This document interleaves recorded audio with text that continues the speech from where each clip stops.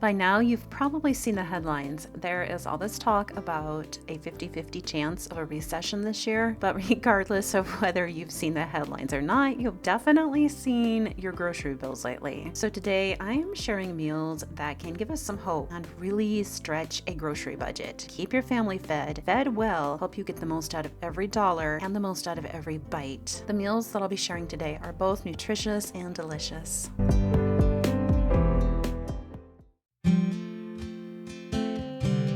We are going to get into the meat and potatoes later on in this video, but we are going to start with the humble legume.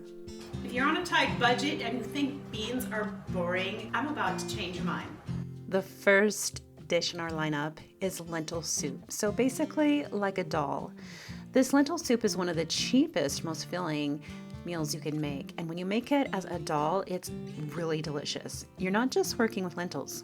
Working with a few basic spices like onion, garlic, things most of us already have sitting in the pantry, and it comes together in one pot.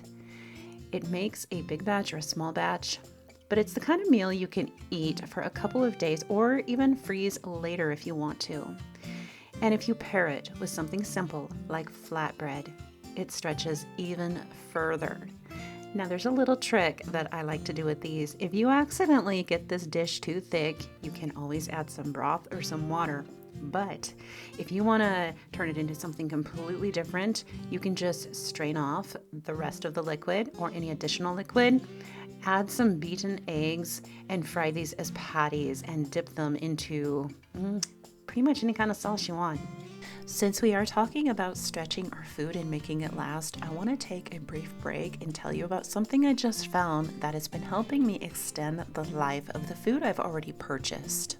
Have you ever pulled something out of your freezer and thought, how did this already get freezer burn and go bad? When you're cooking for a big family and you need to stretch your groceries, wasting food like that is painful. I always look for the good meat deals when I go shopping for meat. And I go shopping about once a month, so I have to shop around for them sometimes. But when I do find the good meat deals, I try to stock up so that we have enough for at least the full month, but if not the full month, maybe like a month and a half. The only thing is when you do that, if you don't come home right away and repackage the meat properly, it will not last very long. For example, I only bought this meat 2 weeks ago.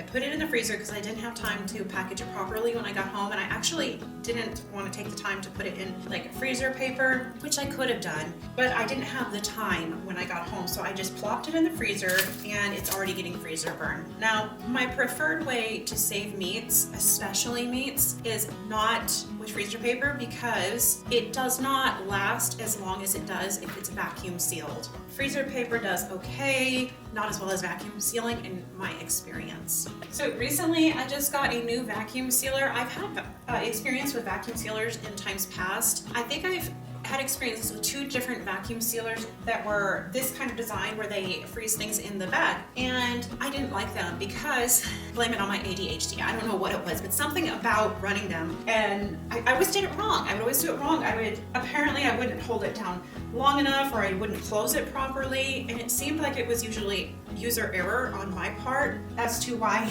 my vacuum packs in the past did not work very well. But this one is more foolproof, so I'm really enjoying it.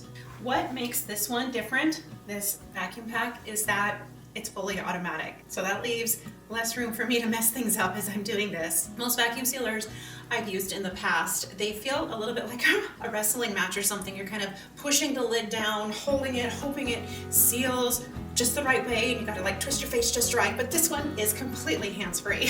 You just slide the bag into the green area if you're wanting to vacuum seal, and if you just want to seal, it will do that too. You use the red strip area.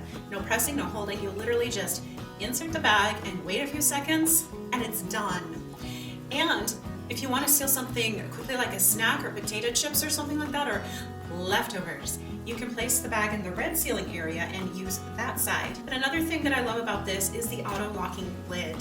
When you close it, it locks on its own, so you don't have to push on it or force the machine to stay closed like with a lot of these vacuum sealers. It just makes the whole process a lot simpler. This has definitely found a permanent place in my kitchen for things like groceries, especially meats, but breads too, and I'll be using it this summer when we go to harvest the garden. I think I could even use it for snacks for the kids, and because the seal is extra wide and seals very tight, the food is going to stay fresher a lot longer, which is going to make a big difference when you're trying not to waste money on groceries and you're trying to stretch your groceries. There are also a couple of really useful modes on this. So the pulse feature lets you vacuum slowly so delicate foods like muffins or breads don't get crushed. And the extended seal is great for things with more moisture, like marinated meat, because it gives you a stronger seal. So if you're trying to stretch groceries, meal prep, freeze bulk foods, or store garden harvests, this is truly something you need to look into and consider. And I really do think it's going to be one of the most useful tools in our kitchen this year. Friend Fresco has prepared a unique code for you. You can get this kitchen gadget for 20% off. I will leave the Fresco AutoVac V2 down in the description and pinned comment if you want to check it out. All right, now let's get back to the video. This next dish is called Ragda, and it's made with chickpeas or garbanzo beans, whatever you want to call them. In most Indian dishes, they call them dried peas. It's made with Indian spices and water and a simple curry. This is incredibly affordable, but I kid you not, this is one of our favorite dishes. The whole family goes crazy whenever I make this. It's incredibly affordable, packed with flavor, packed with nutrition, filling, comforting. And it's one of the easier Indian dishes to learn how to make and master. And I call it the gateway dish, the Indian gateway dish into other Indian dishes. Meals like this are a good reminder that when you step outside of your comfort zone and start exploring other flavor profiles, you might just find a gold mine of affordable, delicious, and nutritious meals. Meals from different cultures have always known how to stretch simple ingredients, it seems like.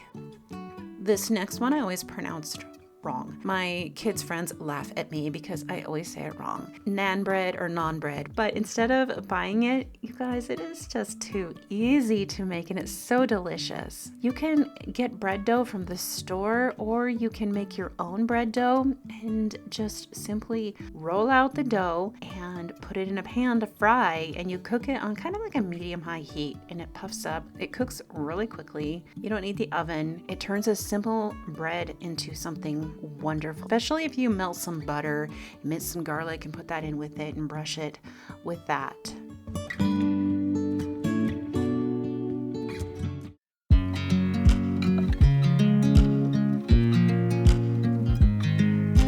Okay, this next dish surprised everybody in the family, especially my husband. He ended up having 4 of these, but it's bean burgers, and I found the best recipe ever, and I will share it in the description box below. I will share all these recipes in the description box below because they're not all mine. This is a really great way to turn very inexpensive pantry staples into something that feels like a real meal you can sink your teeth into. These bean burgers are made from things like beans, breadcrumbs, and seasonings, but this is a really hearty meal and it's so satisfying. You can make a batch and you can cook up what you need and you can put the rest in the freezer. When you pair this with homemade buns, you have something extra special and even more affordable since it is way cheaper to make your own buns. We save probably $200 a month by me making our own bread products.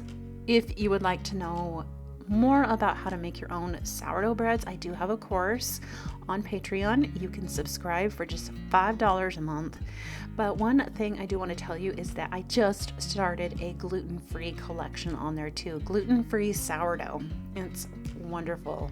With the burgers, if you want to give them an extra special touch, try homemade mayonnaise. It can be made at home in just a couple minutes, and you know what? You can make it so much healthier than what you buy in the store. It seems like such a small thing, but when you start stacking little things like making your own bread and doing your own mayonnaise, they don't take very long, but they can save you quite a bit of money and are healthier. Without question, one of my family's very favorite bean recipes that I never hear any complaints on when I make it is my Cuban black beans and rice. It almost reminds me of kind of a taco in a bowl, only without the corn.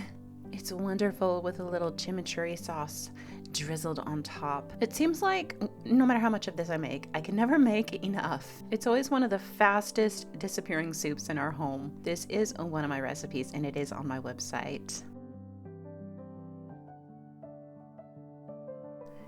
Now we're going to travel back in time to the 1930s.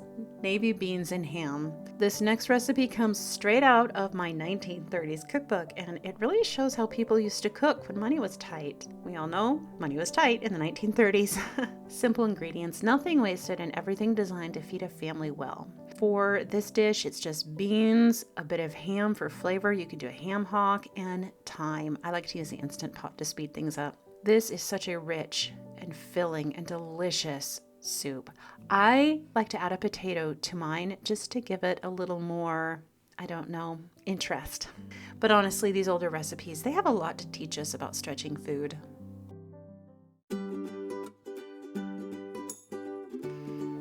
Speaking of the 1930s, there is another dish I'm going to share with you, and it's a potato and hot dog sheet pan bake. So this was one where it's really simple. It really was a real life meal, potatoes and hot dogs all baked in one pan. So you take your potatoes, you dice them up, you simmer them. You do not want to cook them completely. You still want them to be kind of raw, and you just want to be barely fork tender. If they're starting to disintegrate, you waited too long. Anyways, you strain them and then season them up, spread them out on a pan. I just doused mine with some olive oil and some garlic salt and spread them out on my cookie sheet, and then I added some chopped up sausages or hot dogs. Now, you can get creative with the seasoning. You can use whatever you like, whatever you have, and it's gonna come out amazing. But this is the kind of meal that gets a fast dinner on the table when you need something quick, something budget friendly, and something that the kids are gonna love. Some kids might even like this with some ketchup. You could even do like a hot dog theme with it and do mustard and ketchup. Really, the sky's kind of the limit with this one.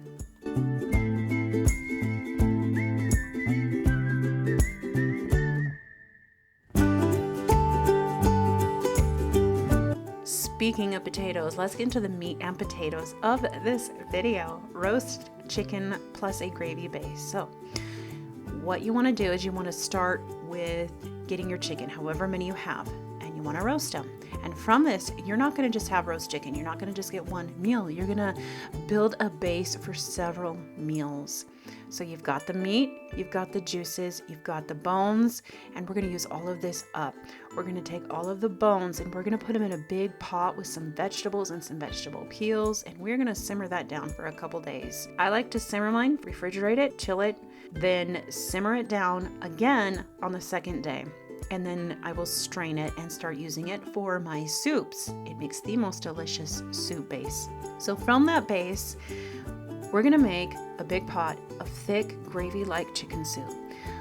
All you need to do is take your broth, start boiling it, and you can thicken it. I like to thicken mine with some cold water mixed with flour. I use gluten-free, and I simply keep adding more until it's thick as I want it to be. You could also save aside some colder chicken broth and mix that up with flour. Once we have that gravy base, we're gonna simmer up some vegetables, whatever you have. Simply go through your pantry, find what you have, cook up the vegetables. You can even roast them if you want to add an extra layer of flavor, and then add them to the gravy base and simmer it for a while. And this base is gonna make several dishes. From that base, you can make chicken pot pie. You can take all that gravy, that lovely gravy, and make it into the pie.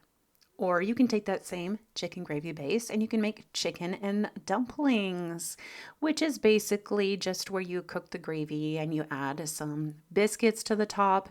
There are thousands of recipes for chicken and dumplings online, but they're so easy to make. Of course, if you want, you can just eat that chicken gravy base soup as it is and have it as a creamy, hearty soup.